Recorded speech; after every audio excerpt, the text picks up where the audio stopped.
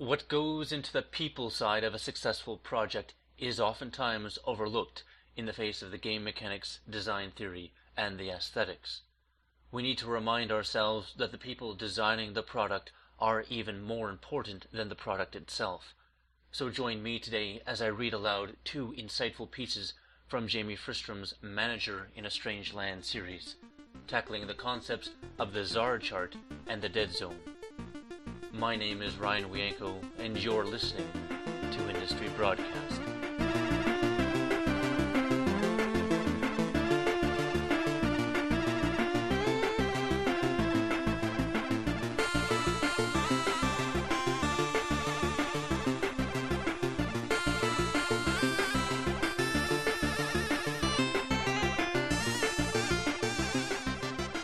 We'd like to thank Mr. Fristrom for taking the time to write both of these articles, and remind everybody that his blog can be found at www.gamedevblog.com.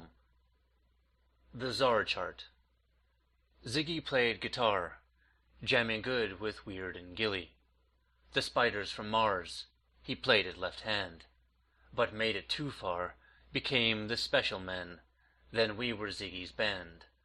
David Bowie.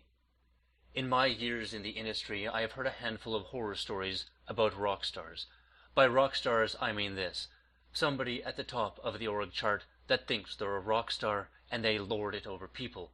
Whatever they say goes. They are the auteur. It's their vision, their game, not yours. What happens is obvious, of course. Everybody else on the team cares less about the product. They phone it in. They do as little as they can without getting fired. If they have ideas for improving the product or the process, they keep those ideas to themselves. They send out their resumes. Fickle employees are a part of the business. Loyalty is a forgotten concept these days. If you have talent, you ask, what can the company do for me? And then you ask, what can I do for the company? And there's nothing wrong with that, since the typical company goal is to give their employees as little as possible and get out of them as much as possible. It's not surprising that people have this attitude. If they didn't have this attitude, they'd be taken advantage of. When it comes to video games, we are mostly volunteers. We have talents that probably could earn us more money if we worked in other fields. Some of us are here because we heard anecdotes about a few people who got rich, but most of us are here because we just want to make good games. And it's because of these things that management guru Peter Drucker says that you should treat your employees as if they were part of a volunteer organization, which isn't as lax as it sounds.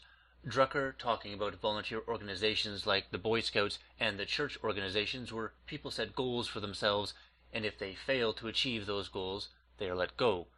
When a rock star tells us, or even implies, that it's not our game, it's theirs, we look for some other place to go where we can make a game that we can call our own. We go volunteer somewhere else. That's just one of the reasons I like emphasizing the Tzar chart instead of the org chart. Now, I don't think it's horrible to have an org chart, but I think you should probably keep it hidden in a desk drawer somewhere. If you have to refer to the org chart to make a decision, you may have already lost. As a replacement for the org chart, I suggest a Tzar chart. This is just a table of responsibilities. We do this for coders on Spider-Man 2. Each subsystem has a coder who is the czar of that subsystem: front-end, tools, script language, etc. We also do this for the missions. Who is the czar of the script for that mission? Who is the czar for the models? And you can extend this to management responsibilities. Who maintains the schedule? Who graphs the bug list? And whenever a ball gets dropped, add that responsibility to the czar list and make somebody the czar of it from then on in. There's no reason why one person can't be the czar of more than one thing, as long as they have the bandwidth to handle it. Hey, what would you rather be? A junior programmer or a front-end czar? I was talking to a district attorney at a wedding the other day, and he said that they have the same sort of management system where he works. He was the murder czar. He agreed the system works. I was halfway through writing this article when I read Jack Trout's Power of Simplicity. He said the same thing, and he said that Robert Townsend said it first in Up the Organization, which I haven't read yet. They didn't call it a Tzar chart, but they use a flat directory with names alphabetically on one side and then what the person does on the other. And Joel Spolsky talks about something similar in his article Command and Conquer and the Herd of Coconuts. In case you don't want to read this article, I'll sum it up. Turnover at Microsoft is low, and turnover at Juno is high, and Spolsky theorized that it was because Microsoft's hierarchy was extremely flat, and Juno's hierarchy was extremely vertical. At Microsoft, when you're put in charge of something, you own it, to the point where if extremely senior people get in your dish, they're the ones who get in trouble, not you. And at Juno, there was a long chain of people who would get in dishes all the way down to the worker bee. At Juno, people would quit because they didn't feel the room for advancement, whereas at Microsoft they wouldn't, even though most people there would never get promoted to the point where they would have reports. Similarly, Triarch had a low turnover by industry standards, at least. This could be because at Triarch we tend to trust people to make their own decisions, because we let most people own their own dish.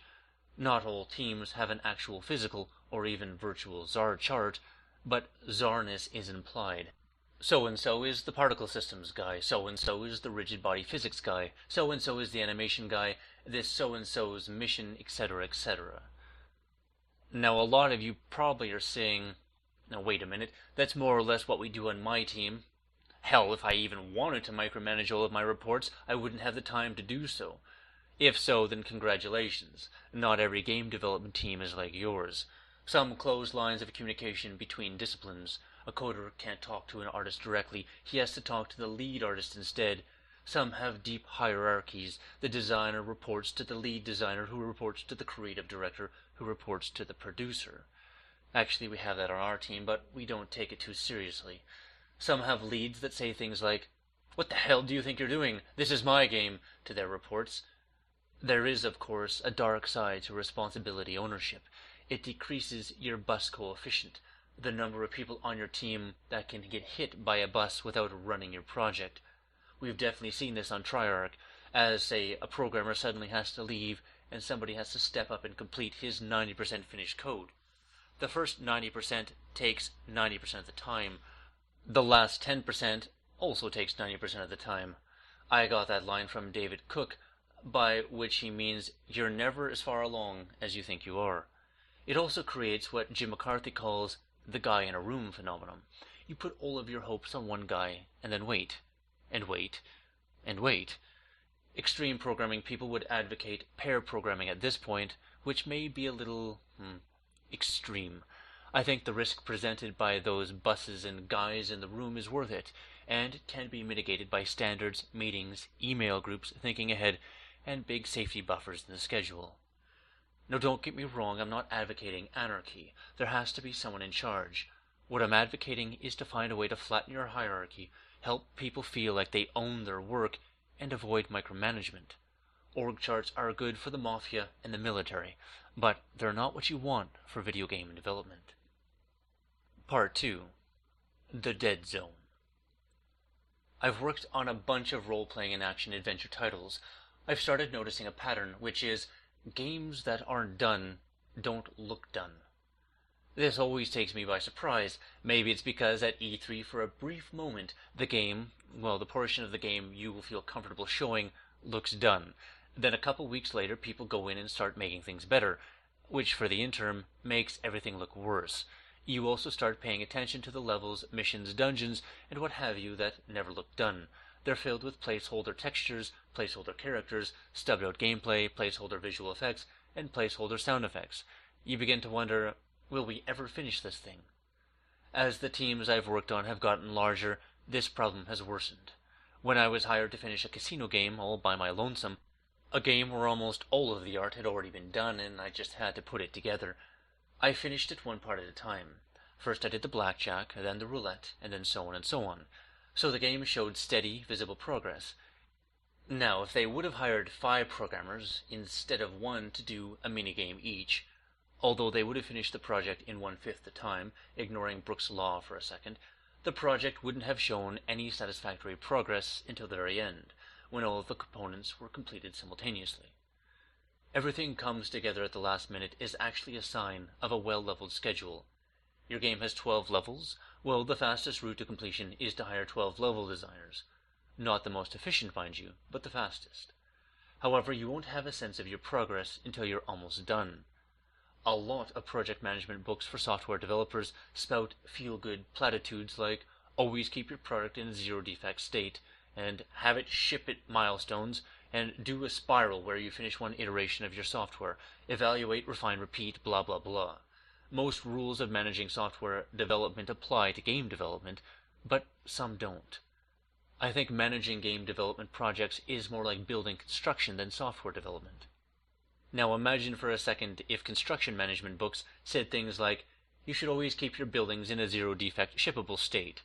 Obviously, building construction crews don't work this way. Construction projects look like a disaster area until the last minute. Then they blow the sawdust away, take the scaffolding, and ta-da, a house. Greg Johns, senior producer on Spider-Man 2, points out that construction analogies are dangerous, because in the construction industry, there is a well-defined blueprint, and the work itself isn't terribly creative. All I'm saying is that in this case, unfinished buildings don't look finished, and neither do unfinished games. It's a parallel. Ed Del Castillo, CEO of Liquid Entertainment, has an interesting story that may indicate the opposite, however. Ed hired a guy to do his pool, and the contractor advised against creating a blueprint, saying that it would be a lot of extra work and money, and that Ed would probably want to make changes to the pool once he saw the actual work anyways. The guy suggested that they just get at it. Maybe construction is more like software development than we thought. I think of the period of time where the game looks horrible as being the dead zone. It starts shortly after your earliest demo and goes up to when you're several weeks from content complete. Others call this phase full production. This means you'll be in the dead zone 8 months before you ship. Of course, your publisher is going to freak out when it's been 6 months since your E3 demo and the only levels you have complete are the ones you showed in your E3 demo, and everything else is in varying stages of completion.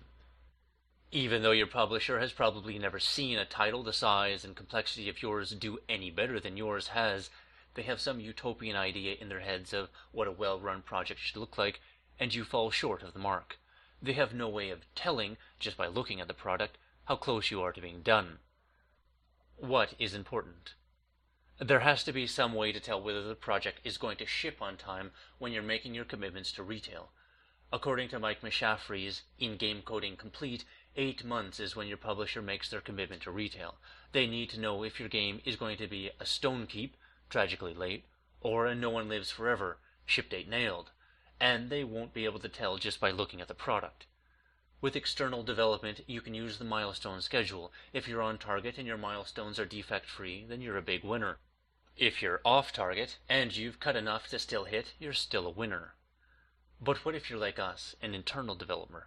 You may not even have a milestone document, but you do have some method of tracking your schedule.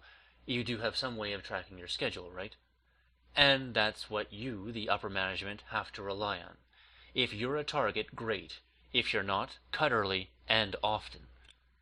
During this time, you're going to have to regularly remind upper management to look at the schedule instead of the game. Another thing that we can do about the dead zone is to try to keep it as short as possible, by trying to finish the game as early as possible and leaving lots of padding in the schedule for alpha. Like I said in my previous articles, this pad should be proportional to the size of the project. Untested theory. For a really long project, say 3 years, you could plan to be done with production more than 8 months before you ship. That way you'll be able to make your commitment to retail with absolute confidence and have a ton of time left over for balance and polish. The dead zone is my least favorite time in game development. It has neither the raw creativity of design planning proof of concept stage, nor the straightforward push of the testing and bug fixing end game. If anyone out there has worked on an original title where there is no dead zone, where the game shows steady visible bug-free progress as new levels and new missions and new features were brought to a shippable date one after another, please write in and let me know how the heck you did this. And that wraps it up for these 2 great articles. Once again, thanks to Mr. Fristrom, whose blog can be found at www.gamedevblog.com. This is me, Ryan Wienko, from Industry Broadcasts, signing off, where we always endeavor to bring the collective insight of the gaming industry, you guessed it, to your ears.